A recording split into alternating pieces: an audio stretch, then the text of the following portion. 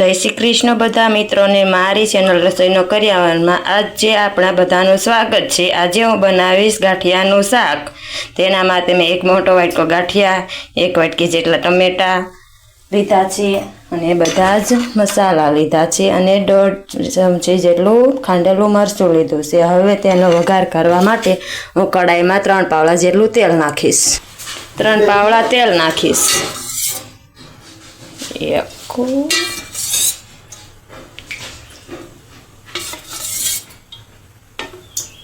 હવે તેને ગરમ થવા દઈશ। તેલ ગરમ થઈ ગયું છે આપણું। તેમાં હું 1 ચમચી જેટલી રાઈ નાખીશ, 1/4 ચમચી જેટલી હું જીરું નાખીશ, 1/4 ચમચી જીરું, 1/2 ચમચી જેટલી હિંગ વઘાણી નાખીશ, 5 ચમચી જેટલી હળદર નાખીશ।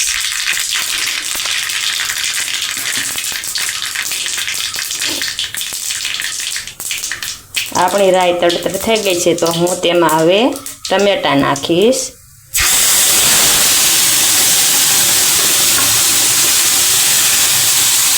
હવે હું તેને સારી રીતે હલાવી લઈશ અને તેને 4 થી 5 મિનિટ સડવા દઈશ।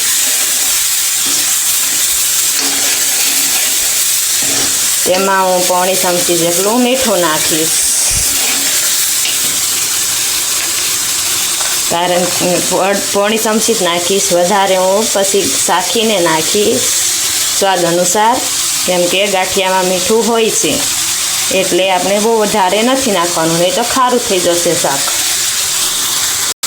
आपणे तेने आम हलावता रहीशुं तो ए सोटे नहीं, एटले तमे तेना वघारमां लसणनी कळीओ अने डુંગળી पण नाखी शको छो, तेनाथी पण सरस स्वाद आवे छे। આપણે આ રીતે એને હલાવતા રહેવાનું, તળિયે સોટવા નહીં દેવાનું શાકને।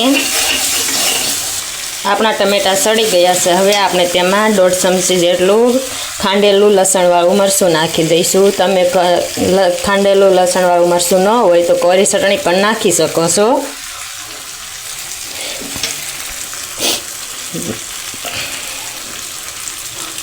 હવે તેને હલાવીને સારી રીતે મિક્સ કરી લેવું। થોડીક વાર મરચાંને પાકવા દેવું।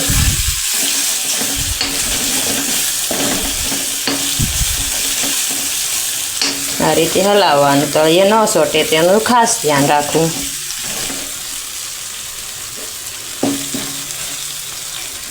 આપણું મરચું 2 મિનિટમાં પાકી ગયું છે। હવે આપણે તેમાં મેં સાઈડના ગેસ પર 1 કળશા જેટલું ગરમ પાણી મૂક્યું હતું તે હું આમાં નાખી દઈશ ને ઉકળવા દઈશ। હવે તેને હું નાખી દઈશ આમાં। ગરમ એટલે મૂક્યું હતું કે તે ચાલુ રહે, ઠંડુ પાણી નાખો તો તેને ગરમ થતાં વાર લાગે છે, એટલા માટે તમે ટમેટા અને છાશ બંનેનો ઉપયોગ કરી શકો છો। જો સાઈઝ ન હોય તો ખાલી ટમેટા નાખી શકો। અને સાઈઝ મીડિયમ લેવી, ખાટી પણ નહીં ને મોળી પણ નહીં। જો તમને બે હવે એવું ભાવતું હોય તો તમે છાશ ને ટમેટા 2 નાખી શકો છો।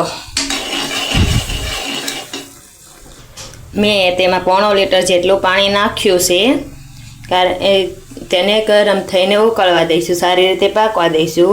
પછી તેમાં ગાંઠિયા નાખીશું એટલે ગાંઠિયા તે પાણીને ફોહી લેશે, એટલે થોડું વધારે નાખવાનું રસો રાખવા માટે। આપણું શાક ઉકળી ગયું છે। હવે આપણે તેમાં ગાંઠિયાને નાખી દઈશું। 5 થી 7 મિનિટ માટે ઉકળવા દીધું। આપણે ગાંઠિયાને નાખી દઈશું।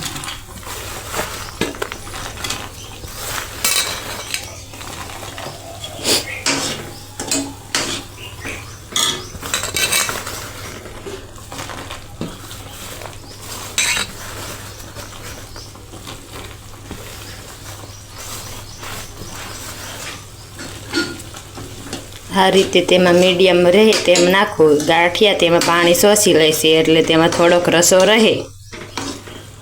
હવે આપણે તેમાં ઉપરથી ધાણા જીરું 1 ચમચી નાખીશું અને કોથમરી નાખીશું।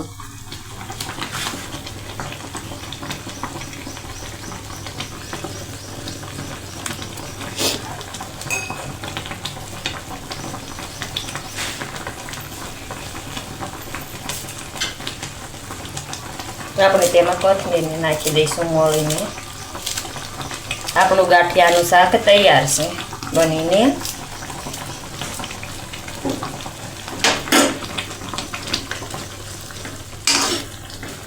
જો આ રીતે મીડિયમ રાખવાનું.